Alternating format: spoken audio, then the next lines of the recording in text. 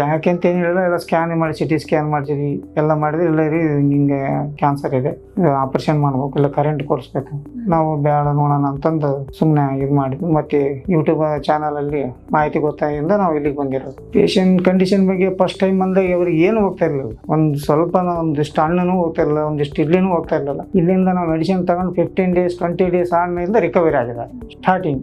ಅಲ್ಲಿಂದ ಊಟ ಚೆನ್ನಾಗಿ ಮಾಡ್ತಾರೆ, ಕೆಲಸ ಮಾಡ್ತಾರೆ. ಬದಲಾವಣೆ ತುಂಬಾ ಬದಲಾವಣೆ ಆಗಿದೆ, 90% ಬದಲಾವಣೆ ಆಗಿದೆ. ತಿರುಗಾಡೋಕ್ಕೆ ಶಕ್ತಿನೇ ಇಲ್ಲ, ಊಟ ಮಾಡೋಕ್ಕೆ ಶಕ್ತಿ ಇಲ್ಲ, ಒಂದು ಸಣ್ಣ ಗ್ಲಾಸ್ ಹಿಂಗೆ ಎತ್ತಿಡೋಕೆ ಶಕ್ತಿನೇ ಇರಲಿಲ್ಲ ಅವರು. ಇವತ್ತು ತಲೆ ಮೇಲೆ ಕೊಡ್ಕೊಂಡು ಹೋಗ್ತಾ ನೀರು ತೊಗೊಂಡ್ಬರ್ತಾರೆ, ಎಲ್ಲ ಕೆಲಸ ಮಾಡ್ತಾರೆ. ಊಟ ತಿಂಡಿ ಅವರೇ ಸ್ವಂತ ಅಡಿಗೆ ಮಾಡ್ಕೊಂತಾರೆ, ಸ್ವಂತ ರೊಟ್ಟಿ ಸುಟ್ಕೊಂತಾರೆ. ಅವ್ರು ಫುಲ್ ಖುಷಿಯಾಗಿದ್ದಾರೆ. ಅವರು ಇನ್ನ 2 ತಿಂಗಳು ತಗೊಂಡ್ಬಿಟ್ರೆ ಸಾಕು, ಅಲ್ಲಿಂದ ಆರಾಮ ಮಾತ್ರ. ಸ್ವಲ್ಪ ತೂಕ ಜಾಸ್ತಿ ಆಗ್ಬೇಕಂತ ಹೇಳಿದ್ದಾರೆ. ಈಗ 35 kg ಇದ್ದಾರೆ, ಇನ್ನೊಂದು 5 kg ಜಾಸ್ತಿ ಆಗ್ಬೇಕು ಅಂತ ಹೇಳಿದ್ದಾರೆ. ಊಟ ಗೀಟ ಸ್ವಲ್ಪ ಚೆನ್ನಾಗಿ ಬೇಸ್ ಮಾಡಿಸ್ತಾರೆ ಅಂತ ಒಂದು ಸ್ಕ್ಯಾನಿಂಗ್ ಹೇಳಿದ್ದಾರೆ ಮೇಡಮ್.